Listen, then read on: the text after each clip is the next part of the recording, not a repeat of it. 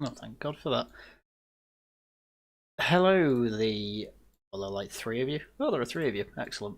Hello, the three people on the old viewing platforms. Let me just... Oh, you probably heard that Discord thing. Now you can see me in the top left. Right, so I'll give it 5 minutes for people to join in. In the meantime, I suppose I'll explain the game. I don't really know the game. I'm going into this completely blind. I was... hello, the glory of death. I believe this was a suggestion... I'm going to turn the music down. I believe this was a suggestion by GooseSpringsteen, I think, did this one. Which, from what I can tell, it is... I mean, I keep calling it an El Presidente simulator, but... Yeah, actually, there. From what I can tell, it's a sort of South American dictator, not necessarily dictator, possibly democratic simulator, a political simulator, I suppose, but I could be surprised. £10 already from GooseSpringsteen. So excited for this. Allow me to vomit some money into the chat. You are more than welcome to do that. Apparently, some of you know what Suzerain already is, which is good to see, to be fair, because... As I say, I'm going in completely blind. I don't know what's going on, but as far as I'm concerned, if GooseSpringsteen's here, he's the only one that really want. Well, no, he wasn't the only one who wanted me to play this. This came second in the poll, so a lot of people wanted me to play this. So I may as well just get into it. We're a minute in. So game name, El Presidente. Right. So you can either be in the Kingdom of Rizia. Oh, I don't own it, sorry, right. I can only be Swordland. Main story, Presidential Republic, 36 million people, the economy's in recession. That's fun. We're a major power in the region, and we start in 1954. Topodor mode. Manual saving enables achievements. You can only turn it off after completing the story once. That's quite cool. So, our El Presidente is the 4th president of Swordland. Anton Rain has been elected the 4th president of Swordland amidst a deep recession. Demands for reform, and external pressures. His victory followed a campaign focused on turning a new page in recovery from economic hardship, striking a chord with a divided electorate. So this is basically either Hugo Chavez or Javier Milei, which is what I put in the description. So there you go. Oh, Turkey, not South America. All right, it's more like sort of Eastern Europe area then. Moving over to sort of South Asia. Now his administration takes shape, uncertainty lingers in the halls of power. Reign faces a nation burdened by institutional fatigue, cautious optimism, and the quiet urgency of change. I also have no idea how long this game is, so this is either going to be 3 streams long or 50 streams long, but I'm up for either, and I didn't realise there was a DLC, so I'm going to be honest with you here, Goose. If you send another tenner, that's the DLC guaranteed as well. But I'll probably leave that for the next lot, so don't rush for that. But with that, got 6 of you, so we may as well start off as Anton Rain. Let's go.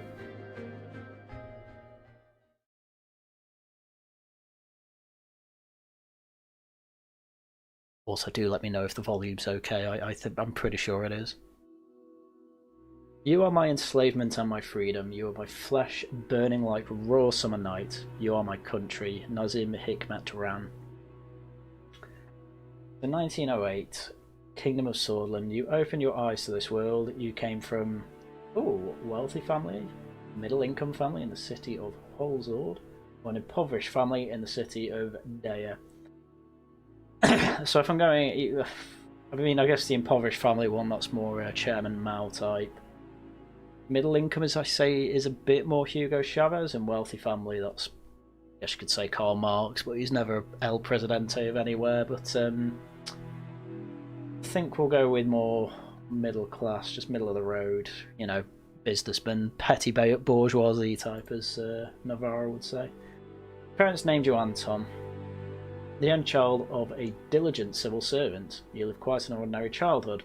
Life wasn't bad and you were lucky enough to attend a well-known public school, but frequent fights broke out at the Rain family home, which made you feel uneasy.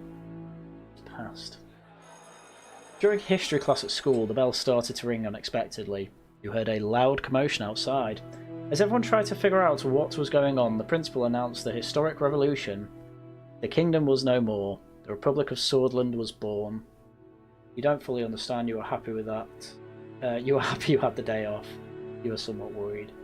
Yeah, I don't know. Oh, there you go, £10 from GooseSpringsteen. Please pay the DLC too, so long as you don't hate the game. As you play as a Saudi Arabia-style autocrat with a territorial dispute and massive oil reserves. Well, depending how long this takes, I may do it after. If this takes like 3 parts, I'll just do the DLC. If it takes like 5 or more parts, we'll do it in with the next 3 games. So, months after the Republic was proclaimed, life around you changed. You watched friends and family face uncertainty, economic hardship, scattered unrest and resistance from those tied to the old order. In their struggle, you envied those who escaped it all and wished for an easier path. Brackets easier resource. Saw both pain and perseverance and sought balance between the two. Felt the weight they carried and chose to shoulder even more harder resources. We'll go with the middling ground there, I think. Like normal. That's what the developers ideally want. After graduating, you passed the university exam with high marks. You had the opportunity to choose between several studies, and you chose law at the Whole Sword State Uni, economics at the Gláeddyv Business School, or history at Dyer University of Culture. These all sound quite woke. We'll do economics, why not? Your choices do matter a lot. I thought they would, to be fair. If it's text-based, I'm sort of assuming the choices matter a lot more than like Cyberpunk or something. During the first year, you attend a lecture with David Vichy. He was a well-known diplomat from the Foreign Ministry and son of the President. After observing the hall in silence, he explained why the market economy is a better option for Swordland. He argued for a system where prices for goods and services are determined by the open market. You agreed. You questioned what you were being taught. Your only concern was passing the exam. I agree in principle with that. That seems reasonable. Soldiers entered the campus in the evening ahead of the first election. Many were in shock as the uniformed men created a security cordon and started arresting teachers. Maybe this was based, who knows? A group of students started gathering in protest, along with your best friend, Peter Vectern. You decide to protest with the students or avoid any confrontation. Well, you know, do we be a left-winger who sets up camp in the university campus, or do we just avoid it all and, you know, scream out Rule Britannia? Gonna protest anyway. One of the officers made a loud announcement that echoed through the campus. General Luderin declared martial law in order to restore the admin. Please stand back and disperse to your rooms. You join the students that slowly march towards the Lord's group of soldiers. Oh my god. Dead-end Satellite said avoid. No. We're being this weird mix of leftist but free market. The game has a very intricate lore and in-game wiki. Excited to see what you make of it all. Well, we will see. Suddenly the soldiers charge. A student fell and was trampled as everyone started running away. You held your ground or ran off? No, I'm going to LARP really hard here. We're going to hold our ground. And the soldiers beat you relentlessly. It was a gloomy year. Sad. The majority of the students and teachers displayed their opposition. Thus, Gláeddyv became a target for the military regime. He didn't want to stay idle and decided to join a human rights group, student council, or a political debate group. I'm not LARPing so hard to join the human rights NGOs. Student council's actually effective, and political debate group, that's just, you know, I'm an idiot student, we'll do the political debate. Dozens of debates helped you hone your oratory skills, which also helped you grow your network. Even though the discussions between different groups often became heated, you all grew from sharing ideas. From one of the meetings, Peter Vectorn introduced you to a classmate of his, Monica. You were immediately attracted to her intelligence, beauty, or diligence. We're a simple do beauty. She mentioned to you that she was a volunteer for the Swordish League of Women, an organisation campaigning for women's rights. Oh no, a feminist. You told her wholeheartedly you support her cause, weren't particularly interested in women's rights, but asked her to dinner nonetheless. Let's see how Chad I can make this all. The Tim Stanley dictatorship. The politically charged environment led you to join the Red Youth, the Socialists, the Young Swords, the Nationalists, or stay away from any political organisation. I think we're going nationalist, fellas, let's be honest. The radio relayed that the communist general Rickard surrounded Luderin and his troops, demanding their surrender. They refused and heavy fighting broke out across the country. You just couldn't believe it. The army was fighting amongst themselves, and now we're in a civil war. Rickard's sudden attack caused even more bloodshed in the country. He seemed different compared to the nationalist Luderin. In your opinion, however, he was more of the same. You participated in protest march, you were chanting "One nation, one system, one people," and the chaos we want stability. United we stand, divided we fall. Pretty fashy, gonna be honest, not feeling that one. And the chaos we want stability. You know, I don't feel like that really stands for anything, and neither to united we stand, divided we fall. But, you know, the optics are better. We'll be an optics cuck, as they say. You were marching against Rickard. The students and soldiers against Luderin's coup gathered a few hundred metres away. Many socialists were among them. You knew something was going to happen. Yeah, we stayed, why not? There was a massive clash between the two sides. Soldiers began to beat students. Tanks started rolling forward. Oh my god, how big is this battle? The chaotic moment you saw a young girl about to get run over by a tank. You ran to save her. You couldn't reach her in time, and you never forgot her face. Ugh. The clashes escalated into a full-blown civil war. The horrors made you isolate yourself for a while. Monica helped you cope, and love grew between the two of you. However, it was a difficult time for love. Ugh. The charismatic Colonel, Tarkin Sol, orchestrated a sudden attack on the capital where the Luderinists and Rickardist forces were battling each other. He defeated both and ended the war. A hell of a coup. A new constitution was written and the military government began efforts to restore stability. Restore, boo. Many people saw the Colonel as a saviour. He formed the United Swordland Party and ran as a presidential candidate in the first ever single-party elections. And you voted for that, or you didn't vote? Yeah, we'll say we voted for that. He brought stability. USP won the election by a large majority. The military government announced a 4-year restoration period to transform to an entirely civilian government. That is not very high-lining of you, sir. After graduation, you kept seeing Monica. You were both interested in marrying and starting a family. However, a letter arrived from the military calling you to fulfill your compulsory service. It's time to serve your national duty. The devastating civil war from neighbouring Wellen quickly turned into a proxy war between regional and world powers. The distinguished Major Joseph Lancia ordered you to lead your squad on board a patrol mission. It was a very cold winter night, and you began marching out of Gumren Outpost. You could see your breath. Oh no. I didn't realise there'd be such a backstory to this. This is really getting you in the mood for it. It's sort of a reverse Disco Elysium, where the more you play that game, the more you learn the lore. This game's just completely front-loading it, which I do enjoy. After several hours of marching through the snowy hills, distant noises were heard. Visibility was too low to confirm the source, so the squad crawled forward information and found a spot to observe. A group of refugees had made it beyond the border fence. You escorted them back or let them slip through. We close the borders. Stop the boats. The refugees were in despair when they realised that you were taking them back to the border. Screams and protests ensued as they were restrained. You delivered them to the border guards. After several months of military service, your duties ended and you went back to civilian life. You and Monica decided to share your lives together. After receiving the blessing of her parents, a ceremony was held in Holsword. During the same year... it gives you... I see. It gives you little notes for the blue ones. It's great that I already found that out now. During the same year, you were offered a high-paying job with the governing USP. It was important you start your career on a good foot, so you accept working for the ruling party was the easiest path to power, financial compensation was too great to pass up, best opportunity to change the country for the better. Should we go like really greedy nationalist capitalist? Or we'll be nice, best change for the country. You became the economics assistant to one of the more experienced members of the Assembly.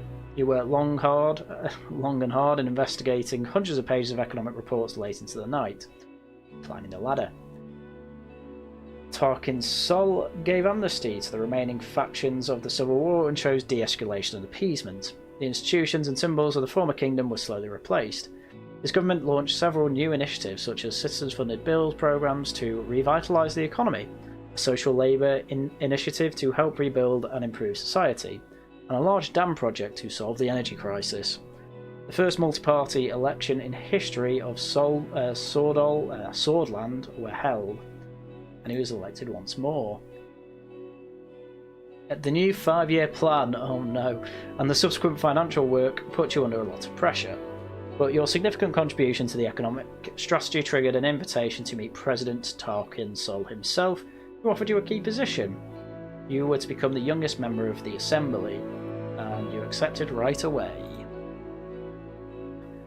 As the youngest MP, it should be MA if it's member of the Assembly, it was difficult to connect with the influential inner circle. You needed allies, so you brought on Peter Vecton as your right-hand man. Birth of your son, Frank, proved a brief moment of joy and relief. Okay, how are you not enjoying politics? You sacrificed work to spend time with your family, you sacrificed time to improve your position in the party. We're going to be a great man of history. They do not have good families. Along with Peter Vecton, you did great things to cement your position in the party. Meanwhile, at home, Monica and Frank felt your absence. At the same time, President Sol increased his authority over the years. His growing ego started to cause strife within the USP. Cracks begin to show. 1945. President Sol barely secured a majority of the election against the opposition leader. Over the next year, the Swordish people grew increasingly discontent with corruption and worsening quality of life. Economic growth was slowing down. Meanwhile, calls for a united Swordland party Congress became louder as leadership struggles started to brew. Sorry, if I'm an economics advisor during the time where we had a recession, who's going to vote for that? Anyway, watched from the sidelines, supported the president, joined internal opposition. I think we're going to play both sides so that we always come out on top. That's how we're going to play this one. The contender for the party was Ewald Alfonso, a reformist and talented business magnate with a growing follower base within the party. Meanwhile, in a desperate effort to secure votes before the Congress, President Sol was meeting party members one by one, and he approached you too. The President offered you the position of Minister of Economy, Commerce and Energy in the next government if you backed him in the upcoming vote. Yeah, go on then.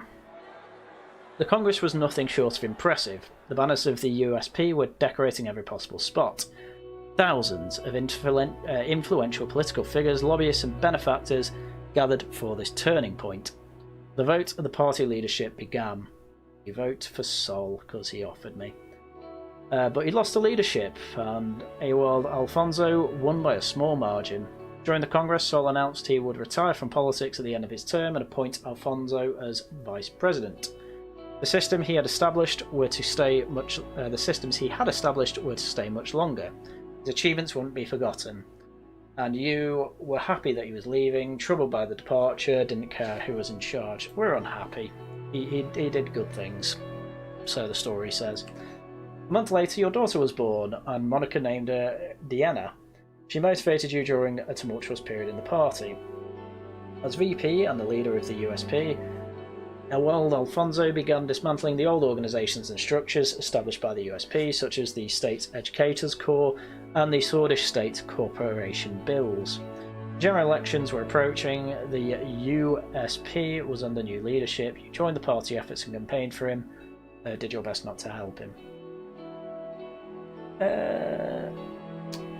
I don't think we need to get rid of all these reforms that came in after the war. I went full dictator in this game, declared the state of emergency and killed my opponents. Was super fun. Try not to do that. During the general elections, the main opposition leader was embroiled in a sex scandal with his secretary. Well, this was 1949, that was actually frowned upon in those days. He was replaced by the more popular figure Franz Richter, but the damage had been done. The new economic policies and the extensive privatisation programme proposed by Ewald Alfonso secured an election victory for the United Swordland Party. Over the following years, you did your best in order to make Swordland a better place, or tried all that was necessary to climb the ladder. Let's keep climbing. The presidency of Alfonso saw many bold reforms in government and law and advancements in liberal democratic values. However, due to infighting and disorganisation, democracy, am I right, continental economic tensions and fast-track privatisation, it was followed by a severe economic recession. What's fast-track privatisation cause a recession? The other parties announced their bids for the 53 election, but the unfair election system hampered opposition efforts to campaign. You thought your party could not survive under the crisis, worried about the economic recession, or worried about your reputation will be tarnished along with Alfonso. No, I'm worried about the economy. With Petter's help, your presence in the USP grew. The two of you worked long nights together and you flipped opponents to your side. You became the face of the new wing of the party. Step by step, with adequate planning, your wing took over leadership as President Alfonso lost control. The moment to make your move had come. You blame Alfonso for the crisis on TV, bribed and extorted Alfonso's inner circle, advised Alfonso to step down. We're going to do something that's really going to annoy Alfonso and just blame him on TV. The media backlash prompted Alfonso to reshuffle the cabinet, but most of his inner circle, even Minister of Development Gus Manja, abandoned him. Alfonso was removed from power by a no-confidence vote. The party eventually voted you in because of your influence. I gotta say, one thing I'm sort of loving but hating about this is that this is the story of a country coming out of its golden years and going completely backwards. This sounds exactly like the Tories and their internal power struggle, and I hate it. Following this, you announced that you would be running for president in the general election, with Peter as your running mate. So it was your turn. After visiting every city and town during the campaign, you made a speech on state television. You promised to enact democratic reforms or preserve national values.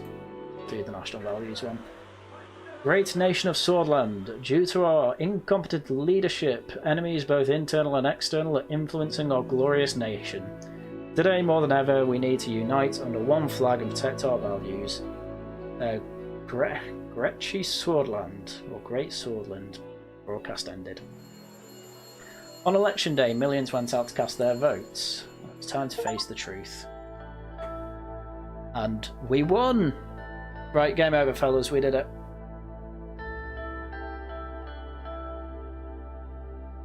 Oh, and now I get to see what he looks like. Balding, long, completely bald. Oh, movie star.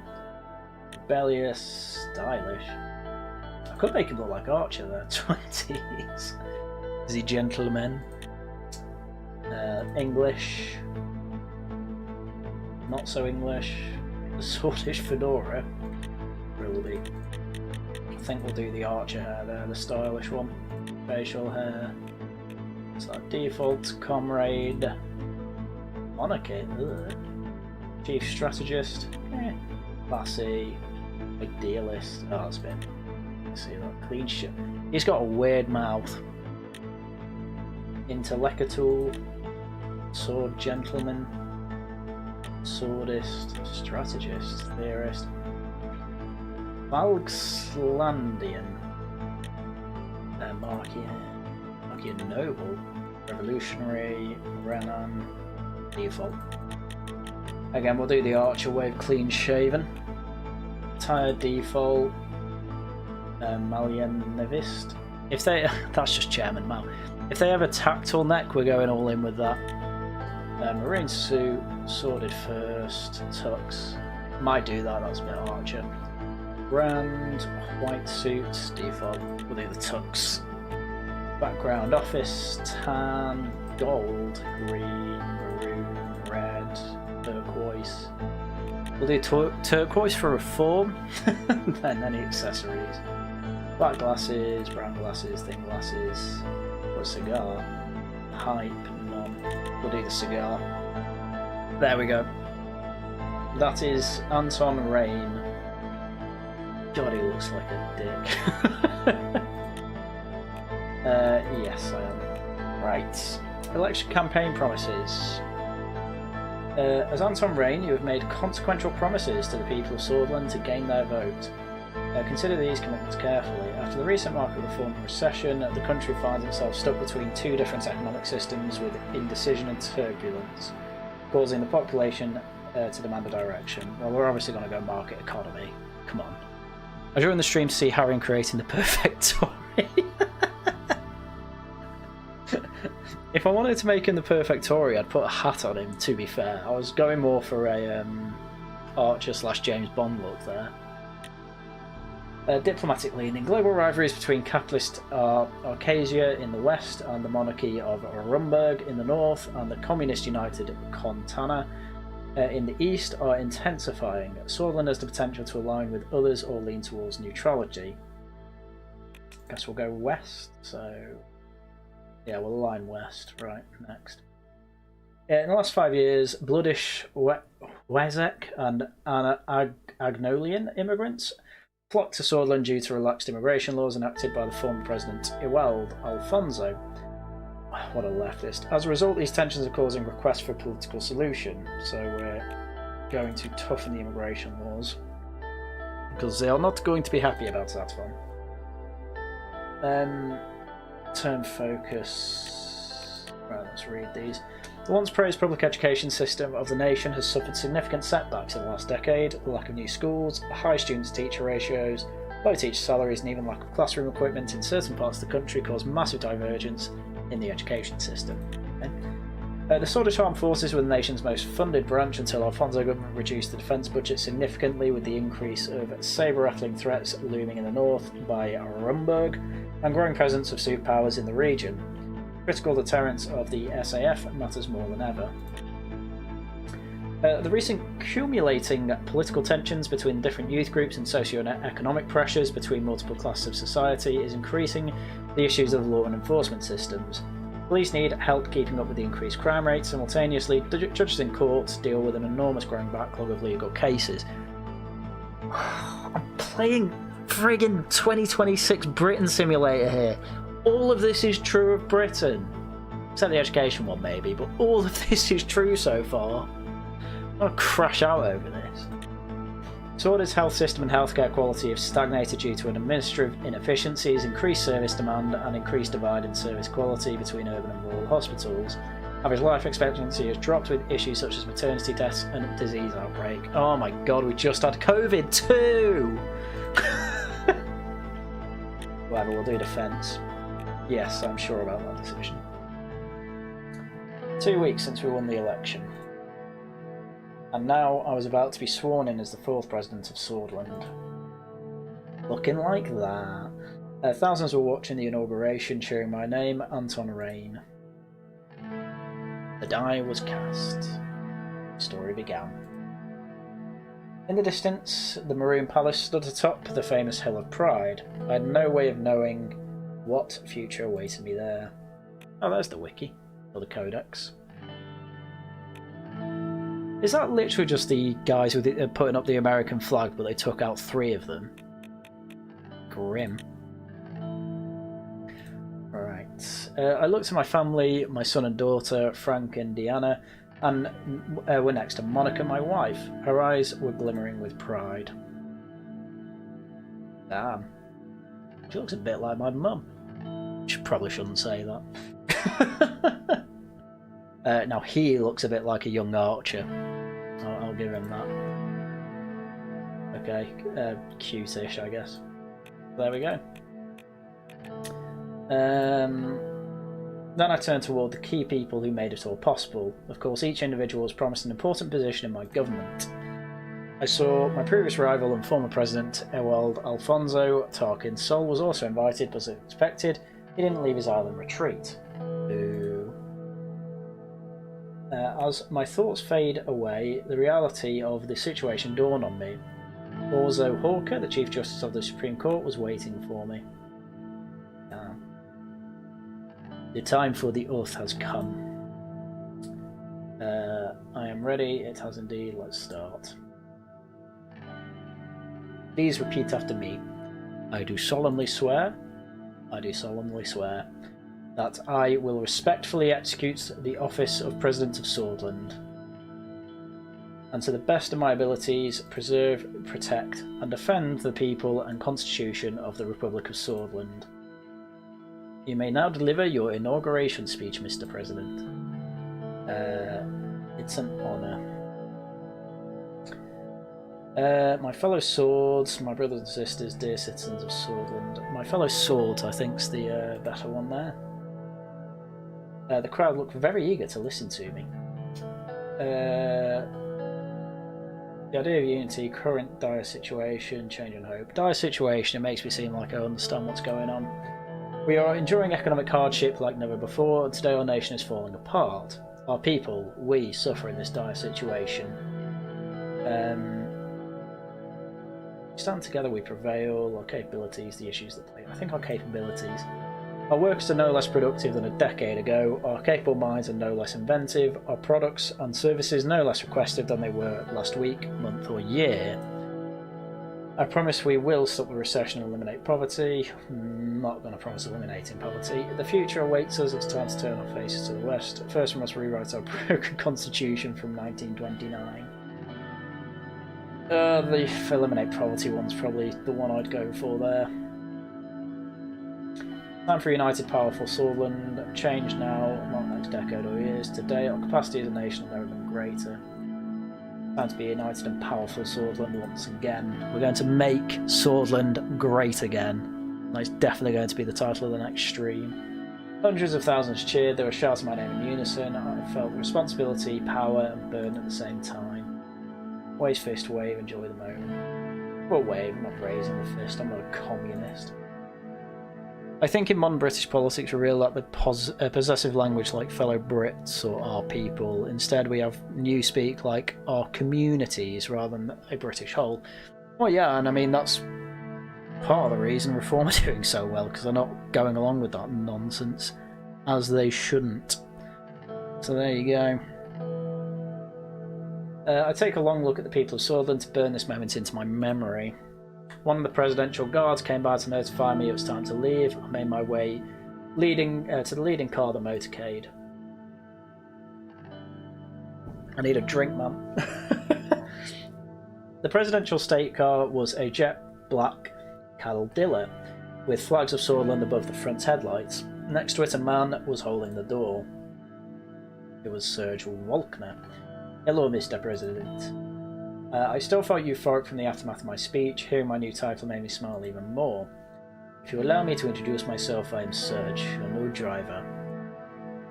Nice to meet you. At ease. It's a pleasure. It is a pleasure.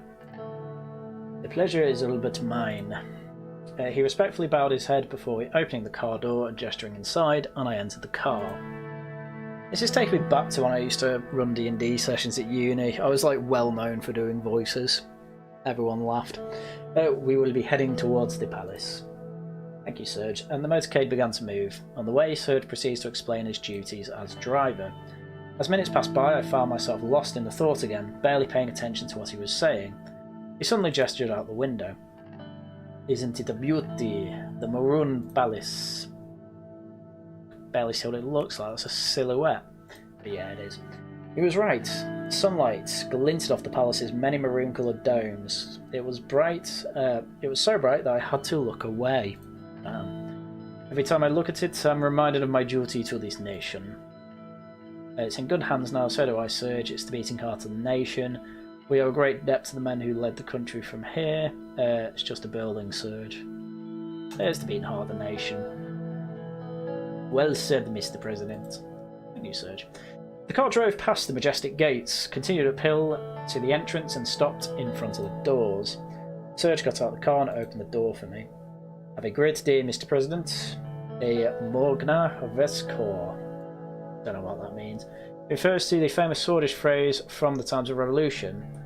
In Morgna West Core, Victor sis da, which meant morning will come, victory is close. I will reply with the swordish. I made my way upstairs through the extravagant corridors of the palace. Marble and engraved wooden finishes decorate the interior. My footsteps echoed in the colossal halls. The guards bowed their heads in respect as I opened a massive door to my new office. Okay, here we go.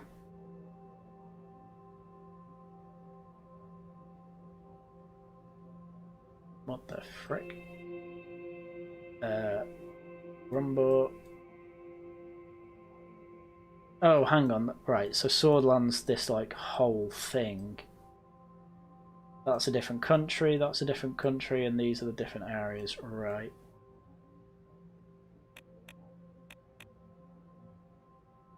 Okay, I'm a bit lost here. We're going to go with the big exclamation mark first, though.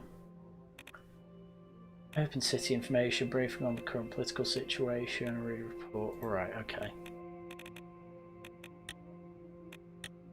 We have won, and new chapter begins in Swordland. Decisions, notepad, past reports. Overview, policies and situations, law, economy, welfare, order, diplomacy, welfare. Can I get rid of all that? Voluntary vaccination.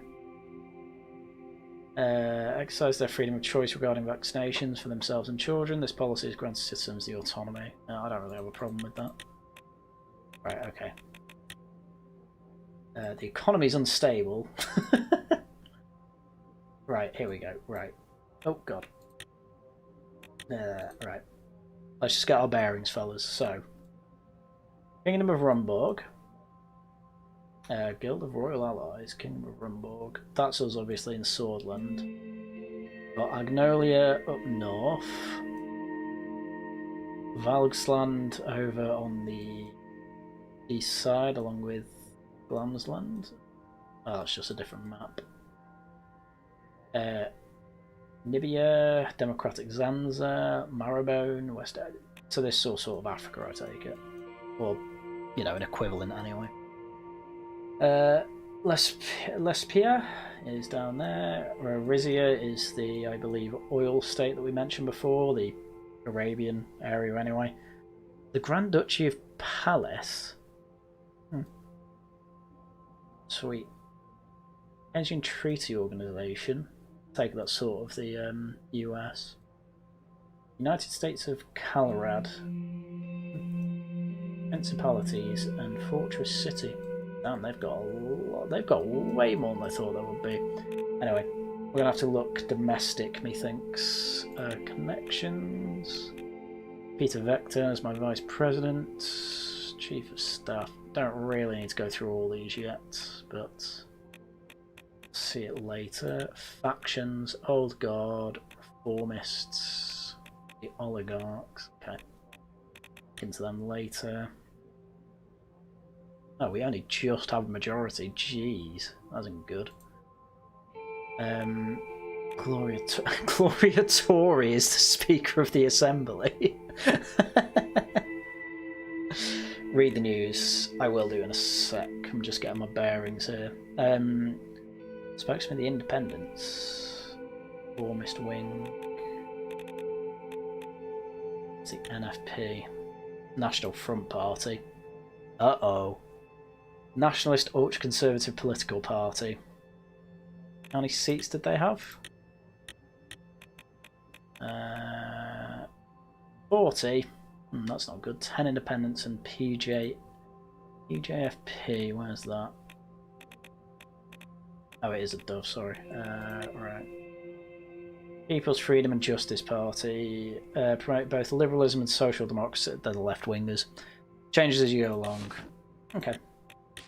So, campaign bill. Fair representation in the Assembly. The long-stalled campaign bill has once again taken stage in the Grand National Assembly. The bill first proposed during the Alfonso presidency has been put on hold due to the 53 election, but has now been resurrected under Anton reign. Oh dear. The proposed amendments ensure more proportional allocation of public funds, more accurately reflecting a party's influence within the legislative body. Well, they say. So I emphasise the dire situation, sure. Swordland today. New president has been sworn into office. It's another great win for the USP, who managed to get 37% of the vote. First congratulations came from the National Front Party, finished third. The runner-up was the PFJP, and they didn't concede until the last minute, but the results were clear since several hours in. Thousands of supporters had gathered in the streets, chanting the campaign slogans. Cool. Oh, the economists. End Solonomics. Okay. New era has begun for Swordland. It holds many economic questions. Our top economic analysts, with consultation from the National Business Council, have released a comprehensive report on the performance of the past 20 years. A certain section of the report stands out. The last 2 4-year plans of the planned doctrine created a budget deficit and clear reduction of the industrial production output. This was specifically due to mismanagement and inefficient bureaucracy. Oh, tell me about it. So the economy sucks due to Solonomics. President Rain must take the advice of the planned economy proponents around him with a pinch of salt, otherwise he could find himself in the same spot in the mid-40s. So the Economist is the sort of Financial Times, but not woke. After recent successful mega-infrastructure projects from the United Cortana and Valgsland, the world is warming up to the idea as a source of growth and employment, but is there any truth to the success? Investment analysis indicates that infrastructure investments can be fruitful in the short term, but even more so in the long term, especially if they focus on linking economic nodes that business logistics depend on. This, however, is the first step. The crux of the matter is a diversification of investment, where government supports employment and growth. Key to private business with government contracts, tax breaks, political support, in order to create self-sufficient and dynamic economy. So, yeah, go free market, got you. The Lachlan Times. New assembly begins its duty, blah, blah, blah. The Radical. Another USP president. How many times will people fall for the same trap? Oh, fell for it again award. Yeah, whatever. Geopolitical doesn't have anything yet. Right, got the news. Right. So, compulsory military service, general staff, and gendarmerie under defence. Esteemed armed law enforcement organisation stands as a bulwark. Okay. Furthermore, the gendarmerie's versatility allows to be flexibly deployed to assist cities under guidance and request of mayors, so it's basically armed police. The military actively interferes in the political landscape, using their influence and power to further their will. In Swordland, the military has a history of political involvement and influence. Well, we did have a military coup like 20 years ago or whatever. That makes sense. Outdated military equipment, that's not good. Internal security jurisdictions. It's responsible for maintaining security and includes the use of the military police. The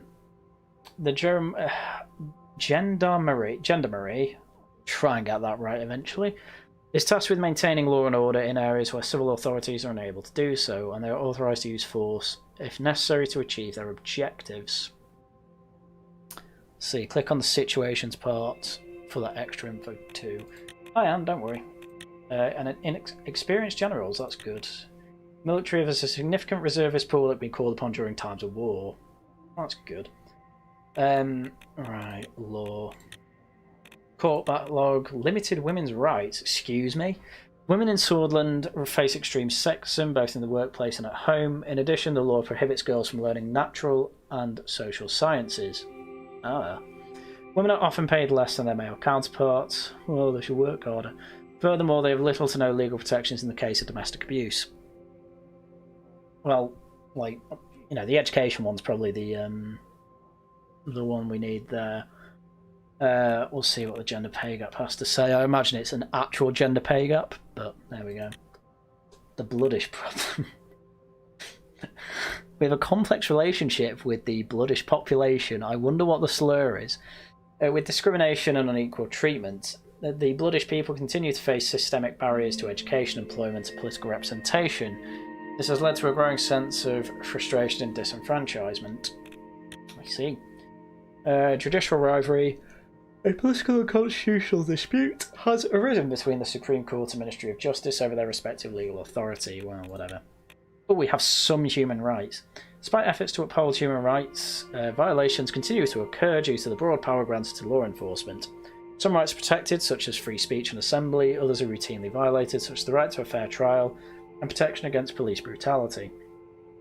I mean, honestly, that's probably like best case police scenario, to be honest with you. Free press. How do I stop the free press?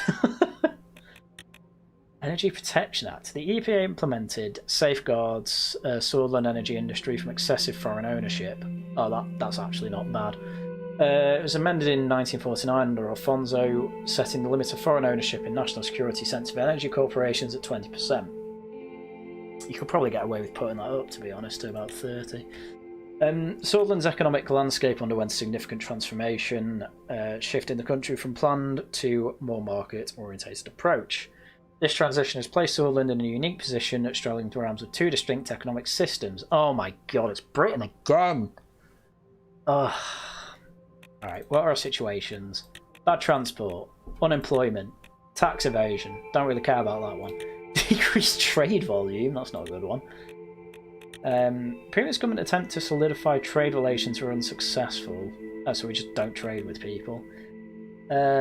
Without effective measures to address the underlying issue, driving decrease. Issues driving the decrease. Right, got ya. Bergia economy plummets. The region's economy. Oh, is this a region? What's this, Bergia? There it is. Decline rapid rate due to lack of investment, increase in crime and homelessness. Fair enough. Lauren is the Rust Belt. It's a big country. Oh, it's right next to the capital. The economy in the region has experienced rapid decline due to lack of investment. Let's just say the same thing. Okay. And let me guess. Rapid decline in the economy, once known for a stable economy, is now unprecedented challenges that threaten its state of social fabric. Right, so economy's in the toilet, I get you. Stagnated production, great. Oh, Grunny, where are you? You're maintaining growth, well done. Despite concerted efforts and strategic investments, the economic situation is demonstrating marginal stability. Well, that's good. Tourism's good. Okay, that's not a very good economy, but if it makes the game feel any better, we're in the same situation. Right, welfare. Long-standing welfare principle that has traditionally guided provision of welfare services by Renan aristocracy, currently under scrutiny and evaluation.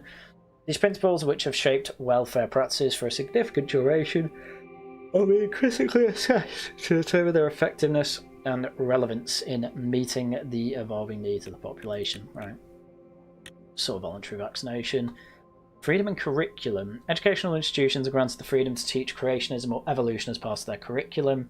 Ensures that schools have autonomy to choose the approach that aligns with their educational philosophy. Allows for a diverse range of perspectives and encourages critical thinking among students. Creationism isn't... There's not many Christians that are actually creationists. What the frick? The law acknowledges the importance of academic freedom and respects the rights of educational institutions to shape their curriculum according to their values and beliefs. The thing is that everyone will say, oh, at what point are you just like telling people what they should be taught? Sorry, every education system to some level is indoctrinating it. So what has to be? You have to be indoctrinated into a culture, obviously. And I have no problem with, like, not necessarily banning creationism, but evolution obviously should be taught. It's basic science. Overburdened welfare system. Oh my god, it's Britain. Low quality rural healthcare, inaccessible rural education. At least Britain isn't that bad. Inconsistent curriculum. Varying opinions of different governments have resulted in a lack of consistency in the education system. It can lead to confusion among many students and they may receive an incomplete education. It can also impact the quality of education that students receive with the different curriculum. Right, so you're basically being pushed towards a national curriculum, which was Thatcherite. Solid education. Schools and universities provide a solid understanding of our founding father, Tarquin's soul. Students will be able to learn about the values, principles and history that shaped our country. Through this education, they can develop a deep appreciation for their heritage and a sense of pride in their nation. Sounds good. Moreover, by understanding the struggles and sacrifices made by our founding father, students can develop a sense of responsibility toward their country and become informed and active citizens who work toward betterment of their society. And there's good urban institutions. Right. Order. State security privileges. Members of the security apparatus in Swordland enjoy privileges and benefits that extend beyond the available to the general population. Makes sense. Education is state building. The fact that we have forgotten that is part of why we're in such a mess. Hitchens is really good in his book Abolition of Britain. Correct, I've read that book, and it's basically the only thing of Hitchens I recommend. Right, there's corruption, of course there is. Illegal immigration, facing a significant challenge with increased immigration and lack of clear policy on how to handle it. Stop the boats. I'm not being funny, but when I thought we were a landlocked country, we're not. We literally have to stop the boats from Vagslavaland and whatever. Organised crime, that makes sense. Dispute with the governor of Bergia. Where's Bergia? That's the one. The Ministry of Interior and Governing of Special Zone of Bergia are currently in a legal dispute regarding the jurisdiction and control of internal security matters with the region of Bergia. Due to special laws of Bergia, the Bergian local security forces do not fall under authority of the Ministry of Interior, causing issues of communication and collaboration. Right. I think that's a bit of a Scotland issue with Britain, where Scotland has its own legal system, but it's worked for hundreds of years, so we'll see. BFF? What's a BFF threat? What's a best friend forever threat? Despite efforts to counteract their activities, the immediate threats from the Bloodish Freedom Front persist, maintaining a state of unrest and potential instability within Swordland. We've got a fifth column in the country, that's not good. We are an Alliance of Nations member, we're an organisation of Mercapan Economic Cooperation. That's good. And we're neutral, right. Situations. Rumburg expansionism. Oh, well, that isn't good. The expansionist doctrine of Rumburg over the last century has led to a highly volatile situation on the Mercopa Complement. Rumburg's actions have contributed to increased tensions and instability within the region, with potential negative consequences for neighbouring nations like Swordland. We don't have any allies. That's not good. Swordland is experiencing a moderate level of foreign influence within its energy sector, creating certain challenges in maintaining control over domestic energy policy and decision making. Well, okay. Surely though, the foreign influence is, can we actually build more so that we can make money from providing energy to your populace? Okay, whatever. We're an influential OMEC member, that's good, and we have experienced diplomats, right, awesome. It could be worse, right. Let's open the city information. Whole Sword. Population, 5.2 million, it's the best city, obviously, it's the capital. It's an industrial centre, it's got logistic issues. Assume that's roads and stuff like that. What in God's name are these religions? Dasnurity, Ruricism, Formdunurity. What the frick? Right. Let's be absolutely fair here. For a capital, these are very good demographics. Agno Swordish. Oh, Agnolian plus Swordish, got you. Alright, that's not bad. I take it somewhere like yeah, like Dare's a bit worse with that. Yeah, it's half-bloodish. Uh-oh, SpaghettiOs! Oh, it contains a holy site as well. I'm not learning these religions right now, I'm not going to lie, fellas. Right. Briefing on the current political situation, let's do it. Peter arrived a couple of minutes early and sat across from me. He was struggling to hold back his smile. We did it, Anton. We won, finally. All those games we played with the media paid off. This is going to be the exact conversation Nigel and Zia have, by the way. Peter's eyes sparked. The strain of past months had put a dampener on his usual rakish charm, but today he was looking acting more like his old self. He loosened his tie and undid the top two buttons of his shirt. Oh, come on, you slob. Enjoying the new secretary I picked out for you? Thought you'd appreciate a gorgeous set of talents. I see what they mean by sexism. This is terrible. I can't believe that this got past Anita Sarkeesian. It's a shame the rest of your staff aren't as easy on the eyes. He gestures to the slight porch that protruded over his waistband. But hey, back in university, did you ever imagine we would be sitting here in the Maroon Palace? We have to celebrate this great victory.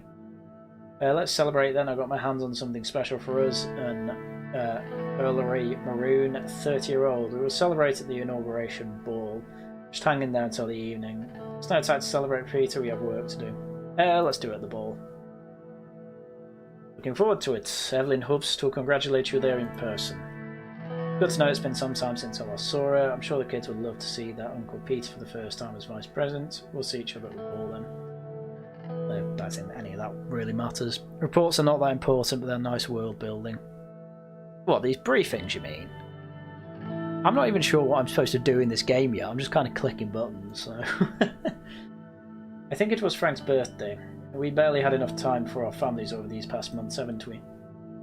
Peter had a wistful look in his eye.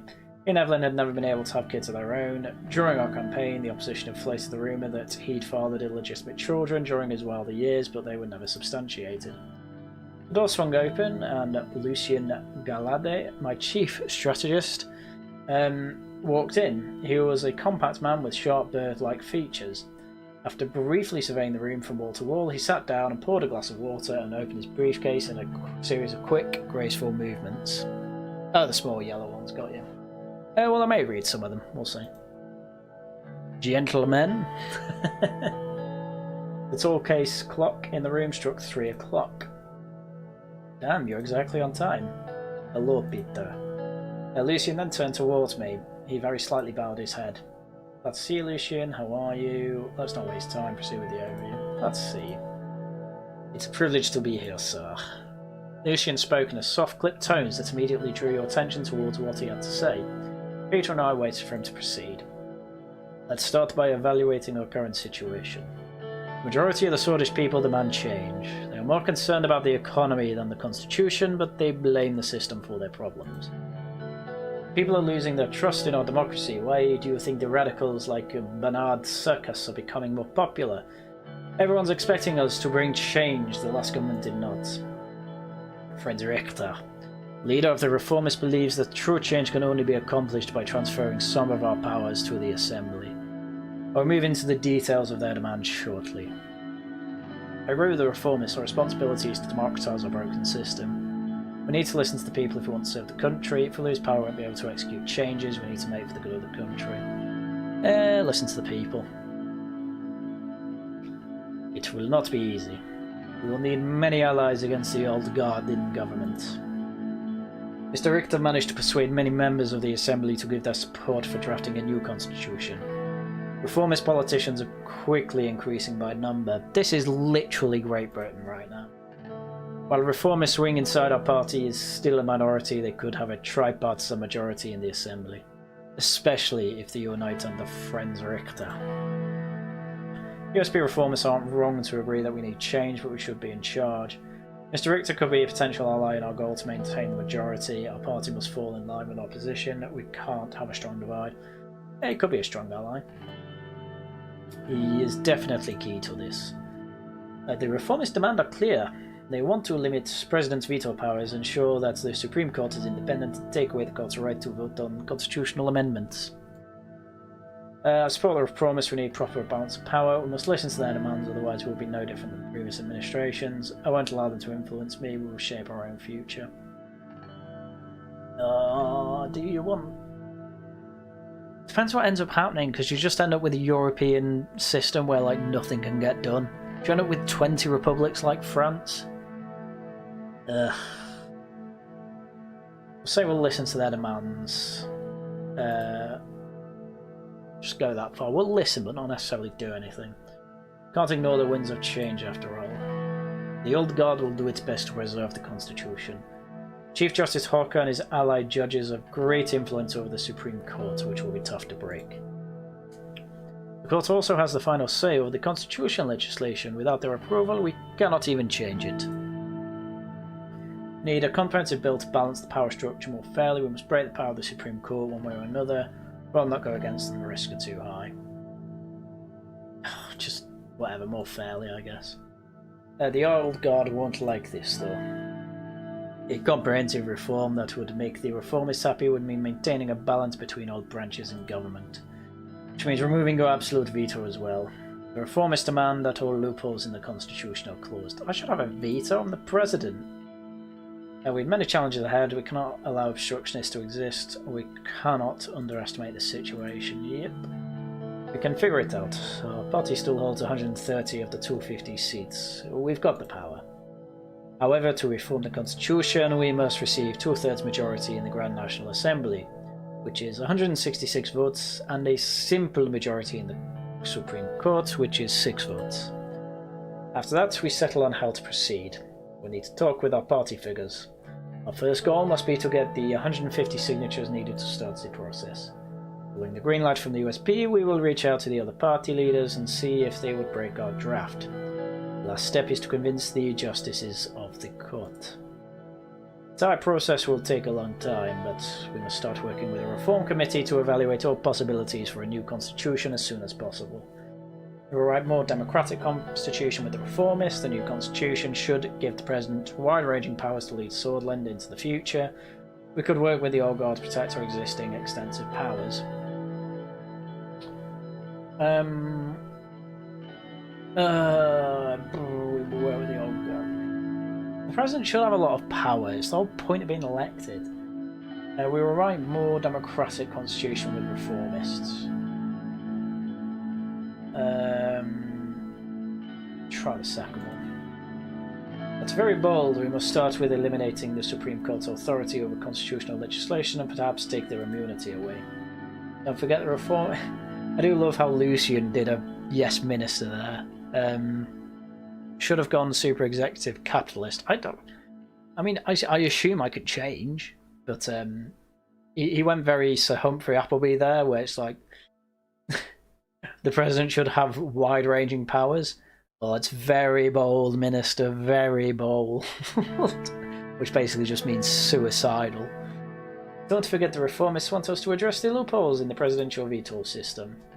I will not limit my veto powers, we need them. They can remain, some reform is better than others. Of course it will be looked at in detail. Some reform is better than none. Veto looks troubled. It will remain very difficult to plead that case to the reformists. Taking away the legislative power of the Supreme Court while holding your own absolute authority over legislation would look like an attempt to consolidate your own power. Well, yeah, I'm trying to do that. We would lose all the reformist support. We can package it as a democratic reform. No matter what you say, I intend to come out of this stronger as president. We don't need reformists, we always have the NFP. What if we try and package it? The public might be persuaded, but reformists in the assembly are not going to fall for that. They would try to paint you as another strongman trying to grab power for himself. The real problem is the judiciary's power, not the president, so I can handle them. I've done it under the Reign administration. Yeah, let's blame the court. I somewhat agree with you, sir. Oh, thank you, Sir Humphrey. However, most people will not be persuaded by that. It would be tough to reach the 166 votes and propose such a bill. You will be burning bridges with the reformists and the old guard. What do you suggest we do? Maybe I can reconsider working with the reformists. According to the initial drafts we made, the reformists, there are 2 changes to the constitution that are not open for the discussion. First, the Supreme Court will no longer vote on constitutional amendments. Second, the President's absolute veto will be taken away. They can be replaced with a limited veto system by fixing the current loopholes. No problem, let's work with the reformists. That's not happening, I'd rather not include either of these points. Oh, I hate the reformists, but I need them to actually run the damn country. Oh, do I rather have the old guard or the reformists? Now let's go with the reformists. We will form a reform committee together with all parties and start reaching out to all the stakeholders. Oh my god. In the assembly and the court for a new constitution. Oh god. Someone get stakeholder consultant on the line. We need him. We need him back. I need his advice. I need to literally consult the stakeholder consultant. Oh my god, I hate how good this game is. By later in the year, we should have an idea of what reform contents and what other parties want. Another important point, we must be aware of the Lotharberg group. Private non-government, it's an NGO, assesses economic conditions and the globe, in Swordsland and the globe. The spokesman of the organisation is Walter Tusk, who is elected by majority vote. Lothberg has a vague structure and limited leadership roles, but the spokesman is considered to be the de facto leader of the entity. The group converges every 3 months at the Hotel Berg in the village of Lotharg. When it says it assesses economic conditions, from what perspective? The oligarchs convene under the organisation to influence economic policies. Honorath Coronti led it for a long time before falling ill, and the new leader is Walter Tusk. According to reports, some members of the National Business Council are in their pockets. Tusk and the group will surely try to bribe us in exchange for special economic protections. The National Business Council is the official government structure that includes most of the leading business leaders of Sordid. Right, okay. I want to work with them anyway. The new administration will be open to talks with businessmen. I won't be bought. I will enter dialogue with them eventually. We need to be diplomatic. We won't let these privileged, greedy and snobby capitalists run the country. Oh god, no, we're letting them run the country. I want to work with them anyway. It's always easier for the administration to have businesses support. As far as I know, Conrad's son Marcel has strong ties to the group. His influence could definitely be an asset for us, but I'm sure he will have something want something in return. I'm aware Mr. Coronti's wide network that could come in handy. The group's influence is an important force, one that we should use to our administrative advantage. The group is dependent on our economic policies. They can't move a finger without us. Tuskus and the group should make sure he's on our side. Yeah, the group can come in handy. We just need to be careful with him. He looks like the lesser evil, but it could very quickly turn out to be the other way round. We need to tread carefully on all sides with our power players to survive our term. We need to underline the seriousness of this situation. Our election campaign promised to focus on the military. This was a safe choice. The military and the general staff are a powerful element in the state, and as history tells us, a dangerous one too. Well, yeah, you had a coup within this lifetime. The military can be close allies, and with them, Rumborg threat on the horizon, we need them. The Swedish Armed Forces represent our pride as a nation, and will be funded. I don't want to die in prison just like Arthur S. Bisky did. Yeah, I'm worried about the North now. Rumborg is a massive threat, one that also requires us to ally with other stronger nations. Defense Minister Josef Valencia is more loyal to us compared to General Kruger, a fact that obviously can change with our actions. Either way, I see a potential rift between the two since they are clearly of different minds. If we act strongly against the military, both of those guys will unite against us. I agree with Lucian. We need to tread carefully here. And Lucian looks at his watch. Sorry, I'm going to quickly go on Do Not Disturb because I hate the fact that that comes off my stream for some reason. There's no reason you should see my friends list. Well then, gentlemen, precisely 30 minutes. This concludes our political briefing for today. Our next meeting will be about our media strategy. Talk to you soon, sir. We will keep in touch. See you both at the next meeting. Lucy and Peter bid their farewells and left. A mysterious amount of smoke was rising far away on the horizon. Where? Oh, I can zoom in. That's as far out as I can zoom. So these are reports. Well, not very long. The Nature Preserve Foundation. Oh, right. Oh, right, I see. Okay. Nature Preservation Foundation in Lyria has organised a march promoting ecological practices at the nature preservation. The event witnessed significant participation, demonstrating the local community's commitment to the environmental issues. Right, boring. Tourism Act aims to enhance the cultural tourism appeal of several cities. Right, cool. Lack of investment, got you. More homelessness, general staff gather, logistic issues, police report. The HSU is on fire? Allsword State University, and it was on fire. Okay. Near complete destruction of employee records from 1890 until now. Oh my god. That sounds like an inside job. What? That sounds almost targeted. The extent of the damage was worse than expected, and it just so happened to get employee records. That's interesting. The public opinion report. People's view on the need for democratic reform in the government structure has changed. Reformist propaganda from the leader of the People's Freedom Party resulted in massive increase for the demands for democratic reform. Probably going to have to kowtow to that then, aren't we? Right. Fire strikes, Whole Sword State University, at a committee for reforms, we know about them. Alfonso abandons Loughburg exclusive conclave. A stunning development, former president has announced his departure from the exclusive Lothar group. Alright. Been fueled by growing disillusionment with the interests of the secretive organisation. Alfonso has been quoted saying he is intent on charting his own course away from Lothar. Swedish National League starts soon. Right, cool, that's football. Sporting Assembly grows for campaign financial bill. New bill will give political party an annual amount of 500,000 SRs, going to go with Swordland Reals or something per member of assembly. Alright, fair enough. That's a lot of money. The Izam incident. Decades after the famous Izam incident, bloody protest that occurred in 1933, largely regarded as one of the foundational moments of the bloodish movement. Soldan project, which proposed a long-term solution to the energy problem. It was home to an old bloodish village called Izam, which was planned to be evacuated and razed to open the way for the dam. Right, so this is just Wales then. The arrival of the construction workers to the site led to a series of protests by the locals, and the protesters managed to block the construction and continue their protest for 10 days.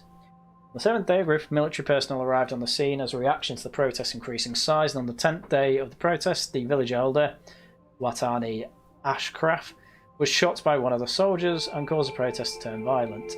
According to the Radical, the entire group of protesters were killed that day by a group of soldiers who were ordered by Tarkin Sol himself to make sure the construction was underway. The event led to a period of protest and riots. Yeah, you get it. Materials related to members of the Old Guard faction revealed startling information about the involvement of high-ranking government officials in the incident. Okay. Razia firmly refutes Pale's retort in Aura's gas field dispute. I see what you mean by this gas field giant. Rumberg coming south. Oh, don't scare me like that. Constitution amendments require Assembly and the Supreme Court. Oh my god, Reform Committee. Right, okay, sounds good. Briefing the current economic situation. Oh goodness me. Simon Hull, Gus Manga, and Lilias Graf were about to arrive in the White Room for a scheduled economy meeting. It's a room in the Room Palace where all important meetings were held. Two assistants arrived first, carrying a heavy projector. They stood with it by the door, waiting for the ministers. From the hallway, I heard Lilias' voice. She was using the patient, almost motherly tone she often took in heated arguments. Gus, do you really think that such an economically advanced area is in more need of investment than England? Lilias, my interior minister... Oh wow, that was weird. Strode in. She was clad in shades of brown and beige. The only spot of colour, a bright yellow Dashnorist cross on her necklace. Russ followed behind. Don't be an idiot, Lilias. What about the unemployment crisis in Greater Holsword and Glesland regions are going through? Those areas are our economic heartland. Gus curled his hands into fists. The Minister of Agriculture and Rural Development temper hadn't changed since the days in the Alfonso administration, but neither his reputation for getting things done. His far-reaching network of connections was unlikely as any other. I was expecting more Tropico in this game, but it's not El Presidente as it turns out. It's, I guess, a bit more Eastern Europe. Turkey seems to be the best one that people, country that people equate it to, but it's definitely European anyway. I mean, I'm not being funny, but in the north it's clearly a Russian allegory. Simon Hull quickly stepped between the two ministers without looking at either of them, and he cleared his throat. Good morning, Mr. President. Good morning, everyone. What's it? Yeah, what's this debate about? Just a disagreement in the internal economic strategy, Presidente reign. Not sure I would call it just a disagreement, Lilias. Could you enlighten me, Gus? Be sexist. Ms. Groff seems to focus our economic development in a region where we can't reap the financial benefits. Business leaders are requiring better logistic links in order to contribute to the economy more. It's Russian, very Russian. Well, there you go. A wise idea if your main agenda is to make money instead of developing the region and serving people. We are trying to make... How do you... you can't serve people unless you make money. Could you elaborate? Of course, the argument is simple. England is our weakest region, both in terms of economic and social support. It's a strategic region and shares its border with Nargias, the countries of Agnolia and Rumburg. The capital is... I don't really care about that. Bounded by east and Sorn Mountains and north, right, okay, well. We should support the city of Avaray and its respected mayor. How impartial can you really be? Simon was observing the argument. What are your thoughts, Simon? I have to say I agree with both of them. England is in need of investment and we can improve Greater Horshold and Gelsland. I want to avoid the topic now since we will talk about it in future and would rather first fully brief you on the current economic situation. Right. My staff and I have comprehensively analysed every aspect of... He was interrupted by a groan from one of the assistants by the door, both of whom were now visibly struggling to hold up the heavy projector. Oh, you can put that there. He pointed below the painting of President's soul. The assistant placed the projector next to the table and installed a white screen on the wall. Leave now. I mean, thank you and please leave now. The assistants left the cabinet room and I was reminded that Simon never quite had his way with people, but his facility with numbers had made him the most sought-after economic specialist in Swordland. Simon started looking at his slides. He always carried documentation around with him. Wait or yawn. Well, wait. Elias leaned into the table and spoke. Simon, what happened to the new police station construction stored? While going through his briefcase, he paused for a moment to answer. It got stalled due to a government property boundary issue. I've been meaning to look at it. I can take a look at that one. Stored needs all the security it can get. Sure, more time for me to spend on analysis. His eyes glittered when he finally found the slides he was looking for. There have been some developments about the Shoreditch Wren losing further value today. We have been trying to stabilise it with the central bank. Oh no, not a central bank. But it's Shoreditch Wren, so it's pretty close with Rail. The recession of 51 put enormous pressure on the economy, resulting in the collapse of the value of our currency. The entire situation was a significant cause of concern for our administration. Since economic is your forte, Mr. Rain, it is possible that you might already be aware of the data. I can still explain the current economic situation in better detail. What's the GDP to debt? Our current GDP is 310 billion Ren, and the national debt is 427. What the hell were we doing? That's worse than Britain. It's still hard to fathom we lost nearly 150 billion in wealth in the past 3 years. We're tough. What's the unemployment and inflation rate then? Unemployment has skyrocketed and is now at a staggering 16%, and the inflation is at a relatively high 10%. That's bad. Unemployment is increasing crime and drug use. We need to get the people off the streets. Inflation isn't helping with our average citizen either. Alright, what's the recession like? The economy has been in recession of about 6% in the past year. The average GDP has dropped from 15,400 Ren per capita to 10,359, and that's over a 5-year period. Oh my god, that's insane. This administration's success depended on our ability to stop the recession. The sooner we can reach GDP growth, the better. Oh, line go up, line go up. I have all the information I need. Let's move on. Simon scattered the paper stack in front of him in an orderly manner and took a final look at his notes before clearing his throat. Oh, you're alright, there's a lot of talking in this. As you can see, the situation is alarming, but not everything is negative. The extensive privatization program of Alfonso and key foreign direct investment left us a large budget surplus which we can use to stabilize the crisis. The primary subject we need is to settle on what general path we will take our turn. Solonomics-based nationalization happened in the 30s and Alfonso privatization began during the end of the 40s. What will our administration focus on? One of the main promises was to promote a free market economy to stop the recession, and to be frank, I believe it's the only way out. I still do not support it. Why promote the private sector when we have qualified state-owned enterprises? Because the lack of competition has made them inefficient. Thank you, Gus. Very cool. Simon nodded. What are the consequences of a free market? The more economy we control, the better we can manage the recession. What are the downsides? Humanity in the 20th century is demanding because of the rule of supply and demand. I will say that one. Agreed. Look how quickly Lepsia and Arcasia have increased their prosperity by embracing these basic principles. Swordland has the potential to do well. Why don't we take our potential seriously? Integrating heavily in the market economy would work if we had an extensive means of production. But our industry is lacking, yet the free market makes it. Ugh. The structural problems of Solonomics were going to lead to a recession according to the predictions at the time anyway. Either way, if we pick one of the doctrines, we retain the option to make economic choices on a case-by-case basis.